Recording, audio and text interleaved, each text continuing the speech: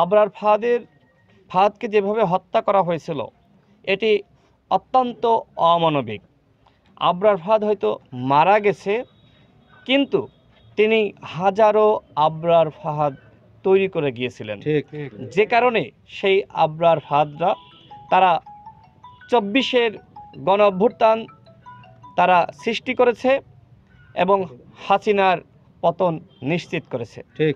আমরা প্রতিবারই আপনারা লক্ষ্য করে থাকবেন যে আমরা কিন্তু সঠিকভাবে ভাঙতে পেরেছি। 71 আমাদের একটি স্বাধীনতা যুদ্ধ, স্বাধীনতা সংগ্রাম করেছি, আমরা একটি স্বাধীন ভূখণ্ড পেয়েছি। সেই 71-এর পরে আমরা বাংলাদেশকে গড়ার জন্য গণতান্ত্রিক লড়াই সংগ্রাম করেছি, যে দেশে গণতন্ত্র, ন্যায় বিচার, অধিকার, মর্যাদা থাকবে।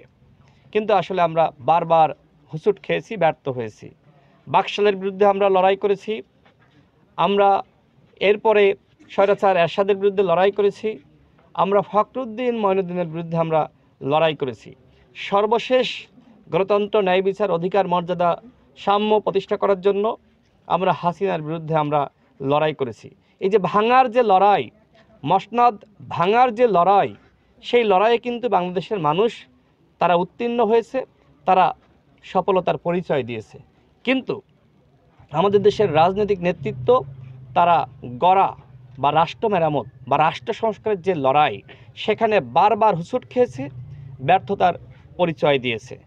আমরা মনে করি 24 আমাদের হাতে আরেকটি সুযোগ তৈরি করে দিয়েছে।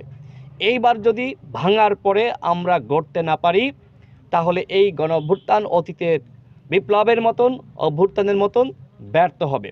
আমি একটি কথা স্পষ্টভাবে বলতে চাই, 71-এর সাথে 24-কে কোনোভাবেই তুলনা করা যাবে না। 71 আমাদের একটি স্বাধীন ভূখণ্ড উপহার দিয়েছে। এই স্বাধীনতা কোনোভাবেই অন্য কোনো বিপ্লব, অন্য কোনো অভ্যুত্থানের সাথে, আন্দোলনের সাথে তুলনা করা যাবে না। 71-এর শহীদরা আমাদের পথ দেখিয়েছিলেন, যে কারণেই তো পরবর্তীতে আমরা অন্যান্য